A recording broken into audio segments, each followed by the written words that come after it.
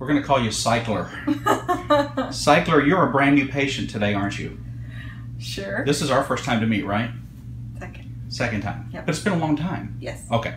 All right. And you've agreed to allow us to share your story of what's happened to you, and we appreciate that. But it's okay with you if I video this and we share it on YouTube? Sure. Why don't you just tell me in your own words, kind of, what happened here? Because it looks like a zombie attack. It was a lot like a zombie attack. What happened?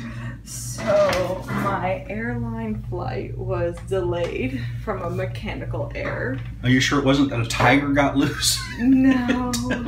Look at that. That looks like you've got zebra stripes all the way up there. Yeah, and so I had gotten through my first flight, but it was in the Atlanta airport. We had gotten off of the D terminal, and I had to be at the B terminal. When I got off the flight, I was supposed to be boarding the other flight, so I was trying to make it there, going down the escalators. And everybody had kind of moved to the right. I wasn't the only one. We were kind of all going quickly to get to where we needed to be. And I kind of got in a nice little gap in between people as I was trying to make my progress. And I don't really know if my heel got caught or if I just lost it because I had so much forward momentum.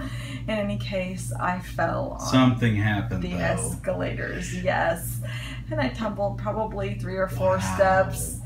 And, you know, like I was trying to hold on to my luggage so that it didn't fall down and take people out, as well as not, you know, tumbling down the stairs and bonking my head or anything crazy. So I'm grabbing the rail and holding on to my luggage. So my legs took a pretty good beating going down. They sure did. But, you know, you have so much adrenaline at that point, you know, and aside from the fact that, you know, the entire escalator went, oh my, yes. Because everybody saw it. You didn't get caught, like, between, you know, where the escalator goes in and comes out at the top and the bottom. This was just like fell right on the steps. Yeah, I just slammed right into them. And, because it looks like it just looks like it chewed you up. Yeah. Had you been drinking? No. Were you actually on duty? Were you working? Or you were just traveling? I was traveling for work, but I mean, like, I was on my way home. And, but so anyways, I was heading down, and then, like, of course, I was still trying to make my flight, so I would actually be on time for work the next morning, you know, so, but I picked myself up, and you went right on down and kept your journey going. Yep, and I made it to the tram just before the gates closed. I mean, there were people behind me that were like, "Hold this! Hold the doors!" You know, just like every zombie. Hold the doors! I'm dragging my bloody legs along here. Bless your heart. Did you seek medical attention at any point? You know, I didn't. Before now, I really didn't. It hurt, and I tried to clean it all up and everything. How many days out are we now? That was Wednesday night. All right, and this is Monday, so we're about 4 or 5 days. Yes. Okay. Well, there's not a lot to be learned here from a medical standpoint, except to say that accidents can happen. You look pretty fortunate. Most of these wounds look like they're going to heal just fine. Certainly, we're going to make some recommendations. If you've been putting any kind of ointments or topicals on this, we're going to ask you to stop doing that now. Oh, okay. All right. Usually after the first few days, you don't get any more benefit from doing that. And I'm going to give you an oral antibiotic. Not that at this point that I think that you have an infection, but that you have a couple of areas that are suspicious, maybe, especially right in here. I'm concerned there and here. Now, some of that just may be some hypertrophic tissue secondary to the ointments you've been using. So just to be on the safe side, we're going to use an antibiotic that'll cover staph.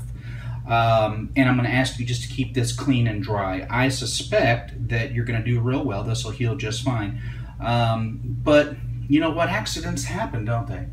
Yeah. All right, guys, stay tuned and watch the Meta 7 videos. You're live. I don't want you to make anything up. I want you to be completely honest. Tell us about your experience with Meta 7. Go. I started taking it, and you said it could take a little while for the effects to take in, but immediately I felt so much energy the first week. I was so excited about it. Awesome. How about beyond the first week? I mean, I still feel like it. I probably didn't start taking it till like the week after Valentine's Day. Okay. And it was right during the competition time, and I was real sluggish and stuff, and it immediately helped. Wow, that's fantastic. So you feel more alert? I do.